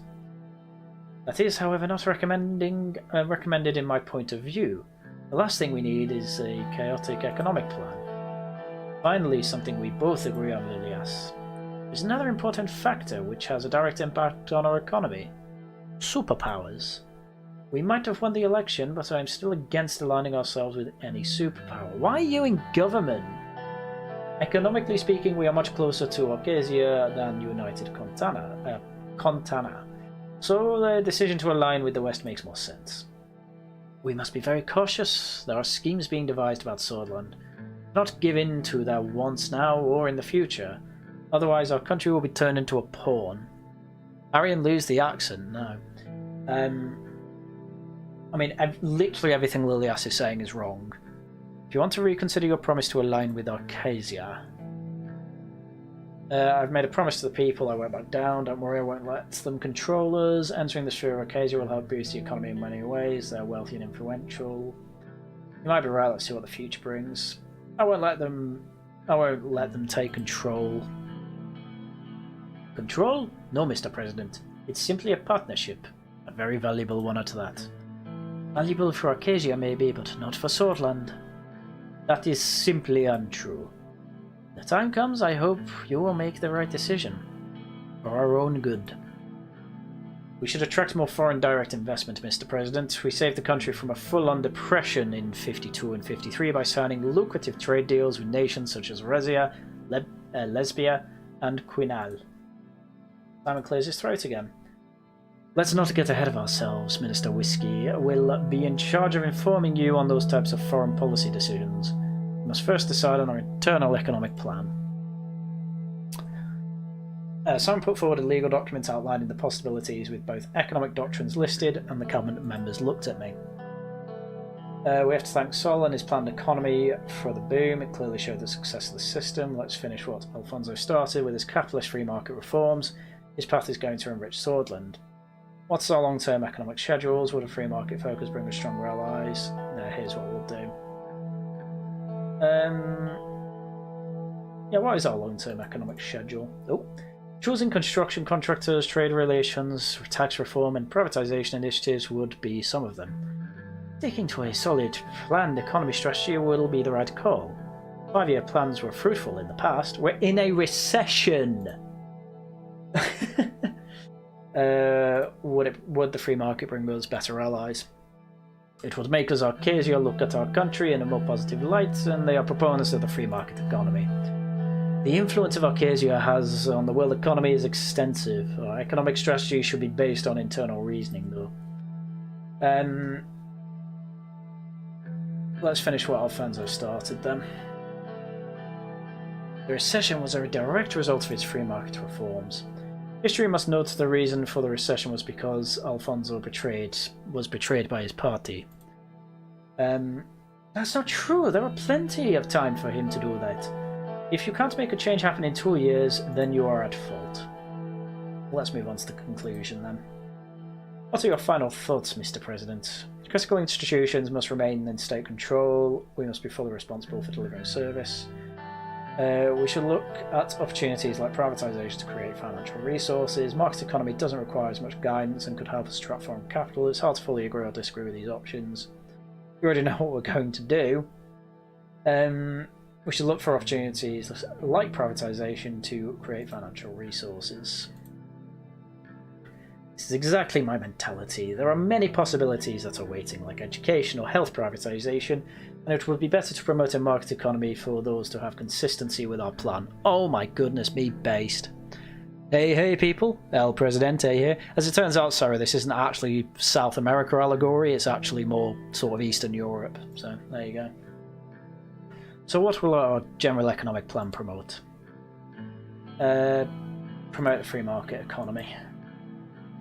Can't say I agree with this. We made a promise to the people, Lilias. Why are you here? Now that there is clarity on which direction we are heading, I will work out a good plan accordingly. This concludes our meeting, and the next gathering we will talk about the upcoming infrastructure plan. Now that the economic direction was decided upon, the ministers dispersed for lunch. How quick are these news articles? Tourism is a beacon for hope. Fueling Swordlands tomorrow. Unfazed by recent political development. Gasson? Okay. Set to bolster Swordlands' infrastructure and support in its ongoing development efforts. That's good news. Yes, we had the economic meeting. Armadine Industries pioneering electrics. Alright. After 6 years of research, the engineers behind the pocket transistor radio have revealed that the material science question regarding the composites has been solved. Cool. Freezing temperatures recorded. Cool. Alfonso ditches Lotharberg, a sign of discord. Cool. Nationalist violence. A man in his 20s has been beaten with a baseball bat in a paramilitary style attack in Avery. Got you. The man claims to have been attacked because of his ethnic background as an Anglo-Swordish citizen. He was approached during a walk in the park by a group of right-wing extremists who are suspected of being regulars at the local National Front Party office. The group inflicted injuries on his legs and arms. The man was brought to the hospital after making his way to the nearby property. The police service of Avery said it was a brutal attack for which there was no justification. Right, okay. Your phone's scuffed. Boo. Wait until you meet your education minister. She's unbearable. Get Rachel Reeves out of here.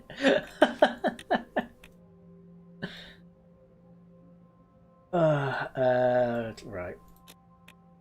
Right, let's do the media strategy. Oh, more accents, my god. I know I'm going to mix these accents up as well at some point. They both took their seats across from me. Lucian put on his reading glasses and quickly went over some of the documents. Greetings, gentlemen. I've just received further information from the interior about the sudden fire that broke out at the State University archives nearby. Was it put out quickly? Our firefighters put out the fire as... Oh, that went Irish. Our firefighters put out the fire as soon as they could. Yet it has been burning for 6 hours, so extensive damage was done to the archives and the building. I will arrange medals to recognise their bravery for doing their best. The Hullsword Fire Department is full of chuff chaps. The information we received raises some eyebrows. Called it. The initial reports from Hullsword Police Chief indicate a potential arson case. In accordance with protocol, the Swordist Intelligence Directorate has been called. Is the SID really necessary for this? Why would anyone hit the archives of a university in the first place? I see no logical motivation here. It seems like the chief suspect's foreign sabotage. They informed us that a large section of the archives have been destroyed and includes tens of thousands of globally recognised research documents and original by the great thinkers of our people. It's a shame so much knowledge was lost. If it was arson, what could the motive have been? It's a good question. The fact that employee records have been destroyed along with research documents raises further questions. Luckily, most originals have copies in their other universities and some original international libraries. The first edition of my favourite book, The Geopolitical Politics of Swordland by Herman Equa, was destroyed too. Maybe it was just a freak accident. We do have the copies of most important works, so no single fire can eradicate our knowledge. I see no point in destroying the employee records either.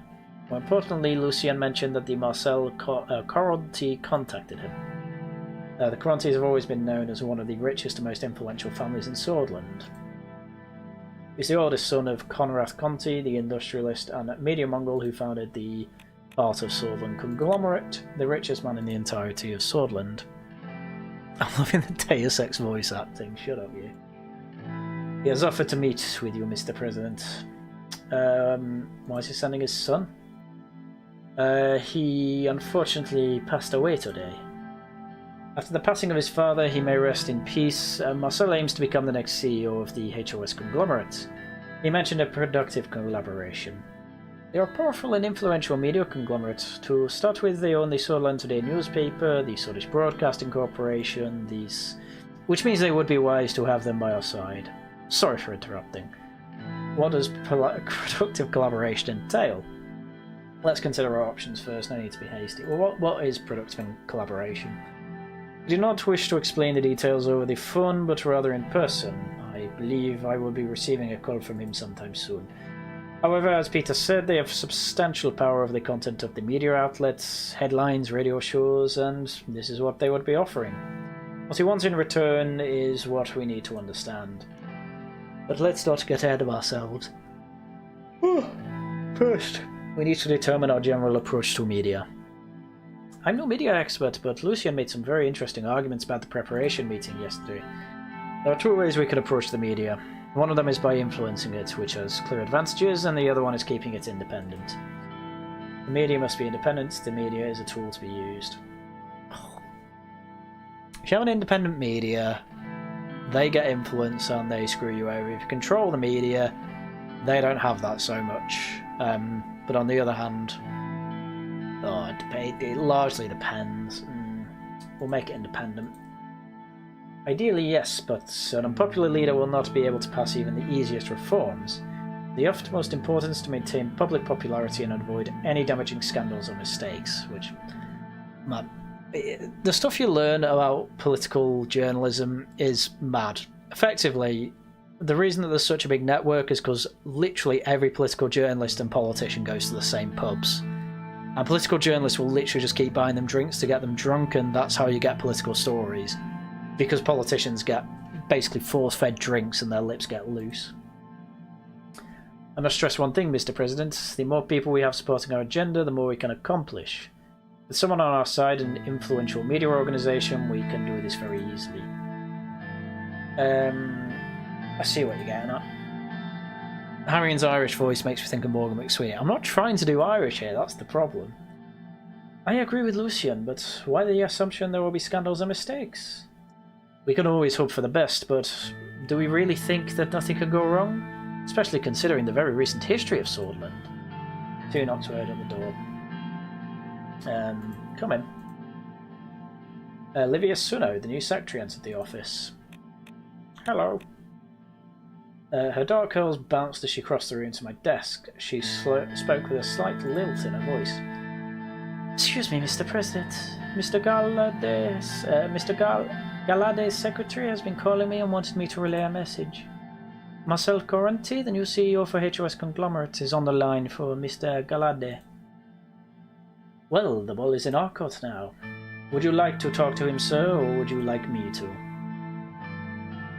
You go ahead, you sort the meeting out. Right away, sir. Connecting the call to line 1. Oh, a sound effect! A few minutes passed, and the two talked over the phone. Good news indeed. Congratulations, Mr. Coronti. Thank you for contacting me about this, and we'll talk later. What was so important that it couldn't wait? He was just elected CEO by the board of directors. He offered a partnership deal regarding his media branch, and he's inviting us to his resort near Conriat for the meeting. Oh, that's quite close. Wow, do I get to the active scene again? Oh, return to conversation. The board has decided rather quickly. It seems that they gave him the confidence to approach us again.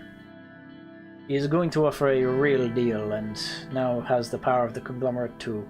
The choice is up to you, Mr. President. I can set up the meeting soon. Well, what's Peter's opinion? I have to say I'm torn.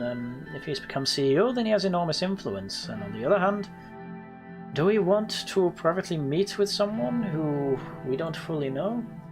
The meeting would help us figure him out. We could say no to whatever he offers. Yeah, go on. Arrange the meeting. I'll set things up right away. Expect a worthwhile meeting next month. It's settled then. Look forward to it there next month. I wonder if he has a pool. Lucian looks at his watch. Because we're done for today, we will continue where we left off later. Thank you for your time. Gotta work with Marcel, keep it up. And they leave the office. We're already getting the attention of key figures and potentially dangerous ones. Oh my god, how much friggin' news is there? Conrath passed away, suspicious fire, yep, we know that. Gassom hires, freeze amid economic strain, god. Also, the league gathered for a lavish state ball. Oh no, right, they're having. Oh, the rich are having drinks. Oh no. Ideological dispute between Galamand and Vlaslav intensifies. That's not good. Diplomacy. What's our situation? Zoro is currently grappling with the fluctuating energy prices as development causing uncertainty in the domestic market. Right, great. Again, this is just Britain. Right. Invest in mega infrastructure or read the report. Sea rig maintenance. Could be ideal for where these ports go. Could go with the communists. It goes further out to the east as well. What's the next one? Read reports or campaign finance bill. Time we up. God, I feel way tired on that. We'll keep going till 11, fellas. It's a lot more reading this in this one than I thought. Oh, I really need another drink. Okay, campaign finance bill. Okay, it's not too long. Section 1 of this bill stipulates significant change in the methodology of public fund allocation to political parties. The new measure replaces the previous system based on the number of votes won in the general election, with a system reliant on the proportion of seats secured by a political party in the Assembly. Section 2, which would benefit our party, the party I'm in, because it's got over half the House with 37% of the vote.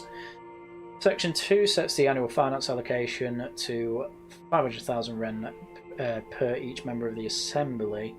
This shift ensures that financial support from public funds aligns more closely with the party's representative influence within the legislative body. Section 3 is a consequential effect that these amendments will effectively lead to a substantial increase in the election budget for the USP and a minor augmentation for other parties present in the Assembly. The restructuring of funding fosters a more proportional representation of party presence within the Assembly. And Section 4 highlights the important consequence of this reallocation. Parties that don't meet the 10% election threshold will see public funding effectively curtailed, and this ensures that public resources are concentrated toward parties with significant representation. In other words, it sort of goes a bit close to first past the post, so I'll sign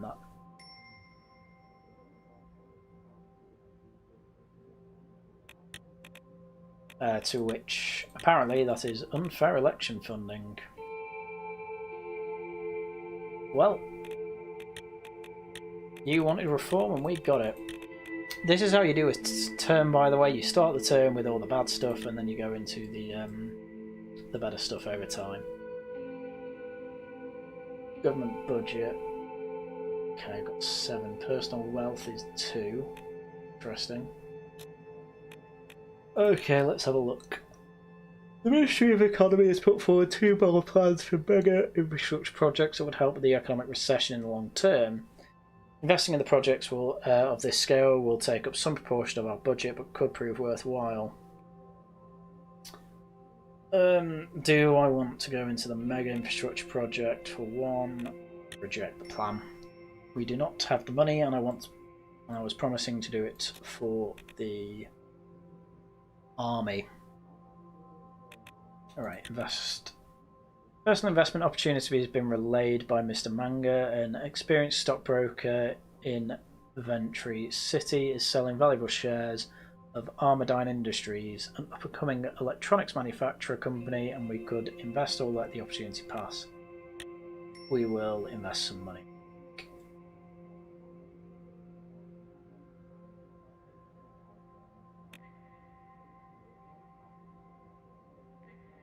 Right.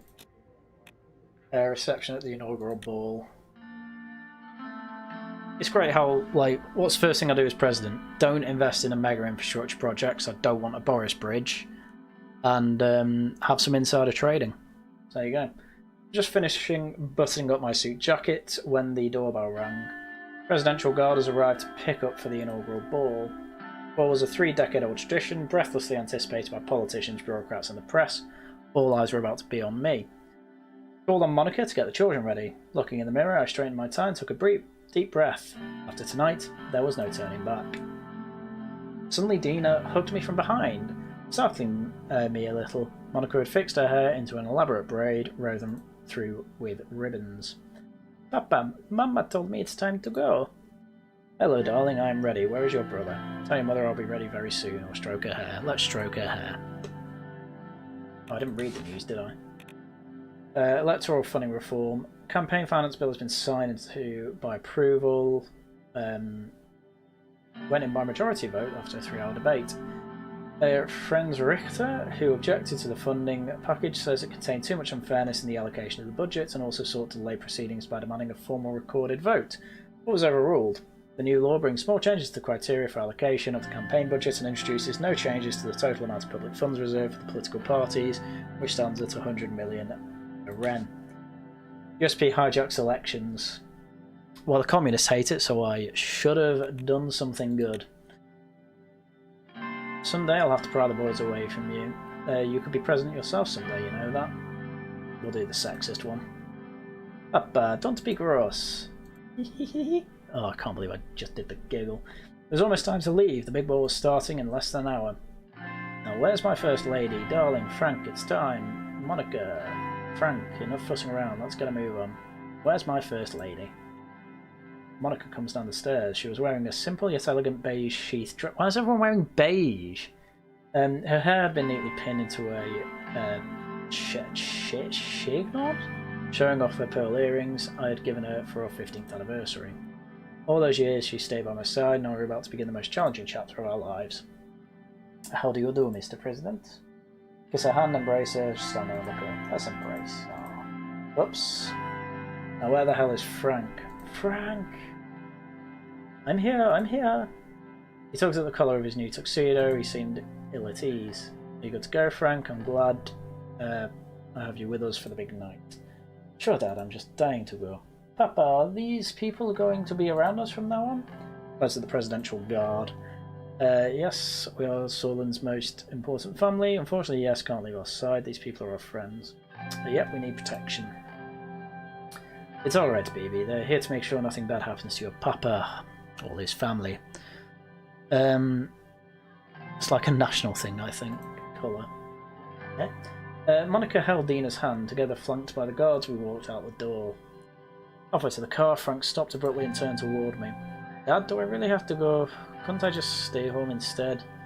I'm nervous myself, feel a lot more confident with the sun. It's party throne for me. Don't you want to spoil your father? You'll love it. I'm sure there'll be plenty of pretty girls to dance with.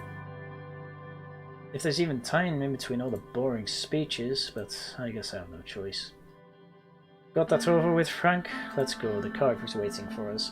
Presidential Guard showed us the way as red and blue lights flashed around us.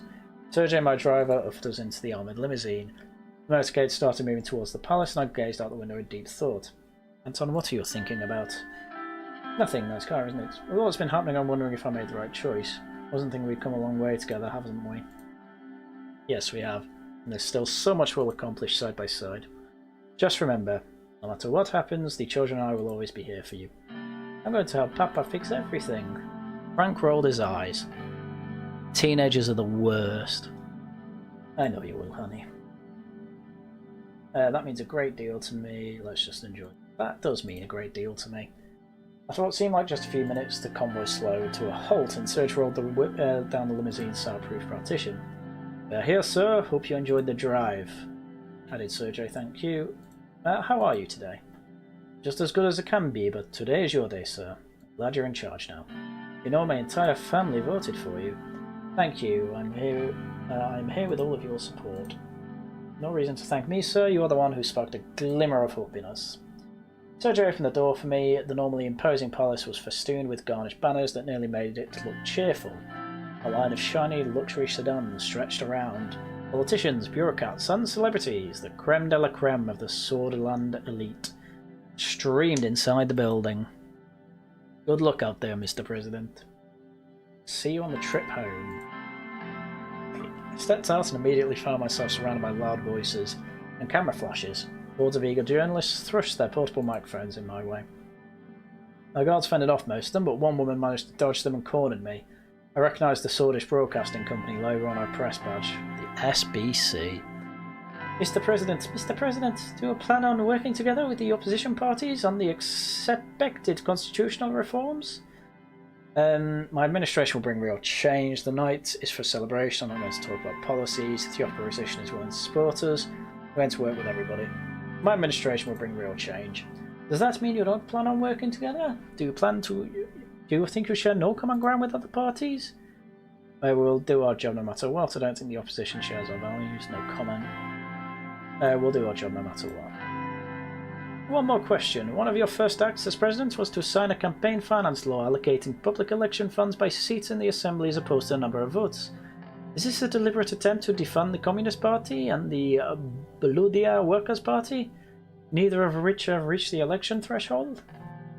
I've had it with your questions. I agree. It was agreed on by a majority of the National Assembly. I couldn't use my veto on the first day. Oh my god, what an excuse. Perhaps it was. If left unchecked, those two parties will only make trouble. It's to ensure the USP has the funds we need to stay in power long enough to chew the... Oh no, god, the veto one. My god. Hello, the new IKB. "That's enough, ma'am," said one of the guards while nudging the reporter away from me. A path through the crowd was now open, and we quickly made our way to the entrance of the palace. At the same time, a dozen fireworks went off. The entrance was decorated with beautiful ribbons in Swordland's colours of white, yellow and maroon. A lush maroon carpet had been rolled down the stairs. We entered the lobby and joined throngs of people making their way toward the ballroom. Navigating the sea of guests, I found myself face to face with a towering figure. Ramus Holstrom, the Iron Wall. Oh wow. The former young sword and stalwart of the National Front Party. I can't believe they call it the National Front Party. We did have that in Britain, and they were very racist. He leveled a steel glaze at me, then broke into a smile. "President Haryan, you have no idea how happy it makes me to see a fellow young sword in the Maroon Palace." Thank you, Mr. Holston. Our shared past binds us in this journey for a stronger Swordland. We've come a long way from our young swords days, haven't we? Almost as happy as it makes me to see a fellow young sword at this ball. I appreciate your sentiments. This triumph belongs to every Swordish citizen. We've come a long way, haven't we? We sure have, but I still remember them like they were yesterday. My time in the Young Swords taught me a lot about the true spirit of the nation, and you too, I guess. I think of Swordland in a piece of iron forged in fire, strengthened by the flame of dedication and the hammer of order. Nicely put. Our shared past and values help forge a strong Swordland. I appreciate perspective, but I believe we need to balance strength with compassion to truly honour the spirit of Swordland. Don't forget the importance of new ideas. Your emphasis on order and strength concerns me. We must not forget democracy is the core of our nation. All of that is cringe. I'm just going to do the past values one. I hope so that weakling our funds knew nothing about the true nature of leadership. I heard about your promise to tighten Swordland's immigration laws, by the way. I'm glad you're as concerned about preserving our nation's identity as I am. Oh, I am. I appreciate your support. Together we will ensure the preservation of our Swordish identity. Yes, our immigration is sorely in need of regulation. We need to remember our values of unity and compassion. Tightening the laws should be aimed at preserving our nation's harmony, not fostering division. Screw all that identity. Either way, it looks like both of us have a busy term ahead of us. I've got a series of bills I'm working on to address the friction of our society. Tonight's a celebration. Right, time to show all the establishment politicians in the palace how a real patriot lets loose. Patriot. No, I will say patriot. This is an accent. Patriot's an English one, and they'd almost certainly say patriot. Let's put aside politics, enjoy the evening with a lot of work to do. I look forward to seeing you at the proposals. Good evening. Looking forward to it, Mr. President. Remember, one Swordland, one nation, one future. As Remus Holstrom disappeared back into the crowd, his parting words resonated. A mirror of the nationalism still stirring within Swordland, he offered a potential reminder of the complexities and the vision that we would need to navigate in the days to come. Behind me I heard a familiar voice. There they are, the most beautiful family in Swordland. Uncle Peter! Hi, Uncle Peter, it's great to see you. You two are growing faster than I am getting wiser. Are you still sure you've gotten any wiser, Peter? You're a sight for sore eyes, Mr. Vice President. Are you sure you're any wiser? Maybe not. After all, I'm still sticking with you. Happy to see a familiar face, Peter. Evelyn. Peter's wife Evelyn approached us and shook our hands with firmness that belied her delicate features. Congratulations, Anton. I have to say the results were clear to me from the beginning. Appreciate it, Evelyn. Thank you. Worked hard to make it happen. I wish I was sure as you. There's a woman behind every successful man. Oh, I'm going to say that. That's going to get on my wife's good side. What a gentleman. Monica smiled at me. Monica, how are you? You've barely said a word. The more than relieved to have this rollercoaster ride over with, but of course now the real work begins. Ah yes, managing the help. Planning parties, daily trips to the salon to look your best for fallen dignitaries. Don't be so old-fashioned, Evelyn. I plan to use my power as First Lady to advance the position of women throughout Swordland. Equal rights for our sex are long overdue. Wouldn't you say, Anton? As long as you don't burn the roast, am I right, Peter? I'm going to try and stay professional for this LARP. Up to a point, yes, they mustn't neglect their responsibilities to husbands and families. Must work together to achieve that. That's my wife, never content to just be a pretty face. Yeah, I'll do the non-committal one. Monica flashes me a smile. Dina suddenly jumped in between us and tugged on my sleeve. Papa, can we go? I want to see the ballroom. Oh, we're having a conversation here, Dina. It's time, let's go, of course, darling. I'm going to make her be patient. You know, sorry, we're having a conversation. Wait till that's finished, it won't be long, and then we'll see the ballroom. She turned away disappointed. That's alright, we need to go anyway. It's already time. Moved to the ballroom. We left the lobby and made our way toward the ballroom.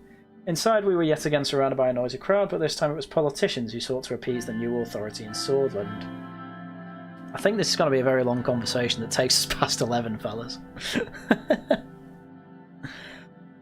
I spent the next few hours shaking hands, joining various conversations, some serious, some superficial, and making speeches. We finally settled down at our dinner table with the Vectins as the band started playing some slow jazz tunes. Nice.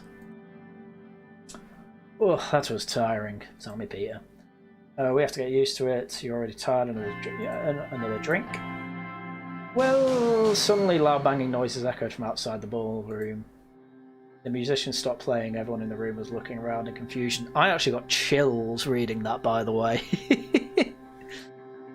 Peter and I turned towards each other, realization dawning on our faces. Fireworks?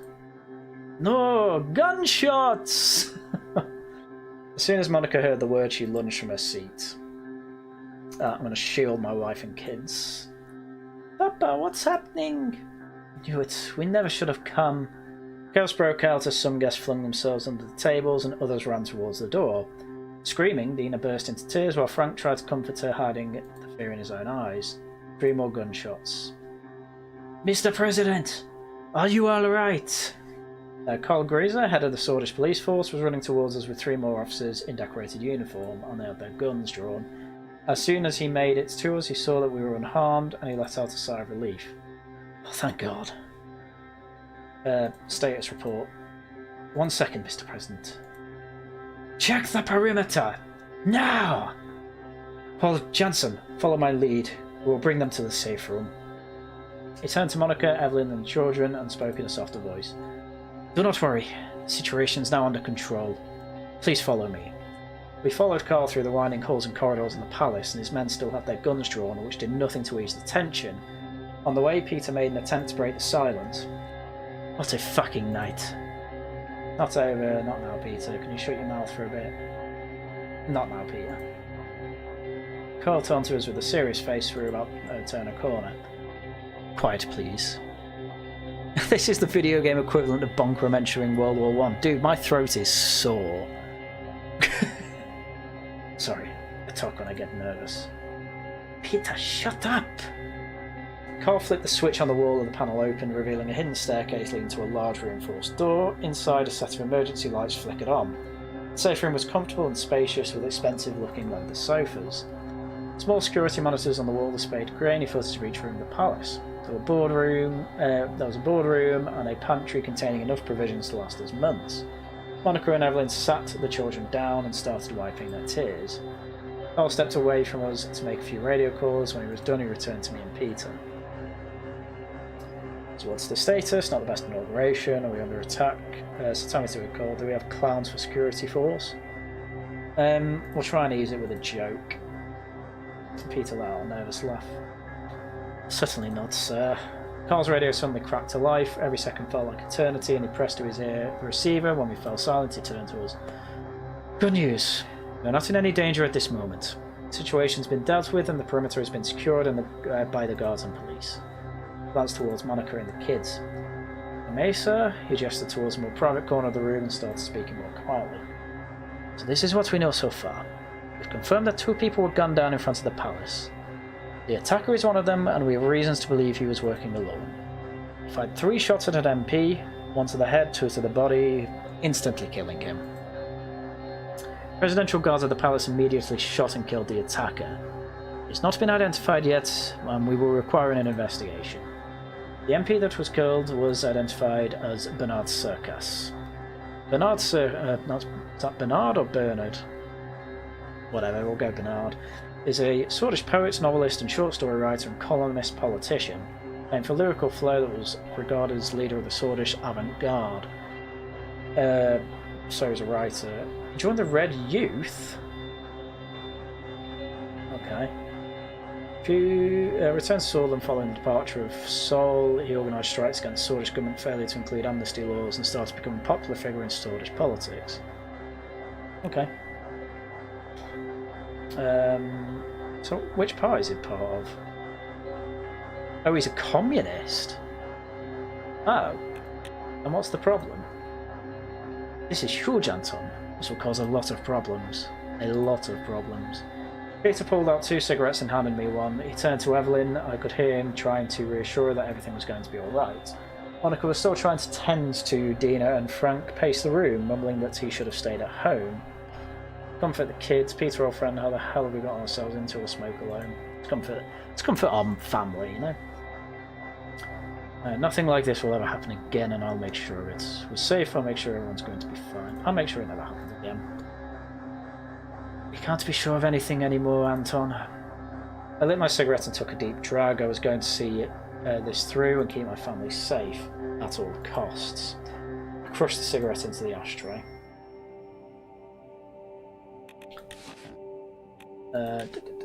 MP shot, nation in shock. Scotland has been shocked by the grave news today that an elected member of Parliament has been shot dead in a suspected political assassination. Police sirens were heard around the clock today as whole sword police force increased security measures around the capital. The fact that such a violent attack happened at the heart of the capital during the President's inauguration celebration worried many citizens. Red Youth has reported to have promised revenge. This seems like it has the potential to spark that would swirl Swordland into political violence of the 20s. Oh, don't write that. Range shut down Richter. President Range shut down the call for cooperation from friends Richter ahead of the org. Regarding the remarks of Richter about possible cooperation to fix the current problems of Swedish political institutions, we'll do our job no matter what. Richter has long been vocal about his democratisation plans, and it seems that the demands for constitutional change will never become reality if we do not see Richter's presidency anytime soon. My words have been twisted. I want to say that. They are twisted words. Alright, what's changed in the legislative? Deputy of MFP, PFJ, spokesman of Independent. Oh, that's a different guy.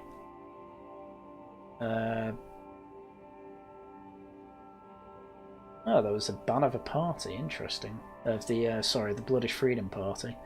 And now it's the Workers' Party of Bludia. Which where is Bludia? What does Bludish mean? Because there's no Bloodland or anything like that, is there? Lesbian. Anyway, time we up. Oh, we are about 11, so welcome to Suzerain. Well, tell me about it. Emergency meeting and read the reports. Well, I suppose we can worry about that next time. So there you go. I suppose we'll leave it on the old cliffhanger.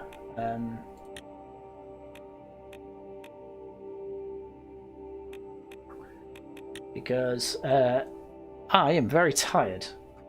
And I need to remember next time I will need a pint of water rather than the half pint that I had, because my throat is dying. So, but with that, I had a decent amount of viewers, and I can tell that you are, well, most of you are enjoying it, and I'm also glad that some of you said keep the accent. Oh, it doesn't exist anymore. Right, that makes sense. That makes sense. It's an ethnic group. Right, so they're like the Kurds. Got you. Got you. Right. Cool. Well, thank you for that, and thank you for keeping me up to date with some of the lore of this. I didn't realise this was such a popular game with some of you, but well, there we are. With that, obviously, we'll be back with this next week. I'm hooked on this game, so it was a very good suggestion, GooseSpringsteen. I just need to relax my throat a bit.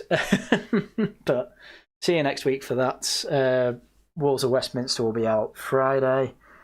And yeah, that'll be it for this week. So thank you all very much for watching.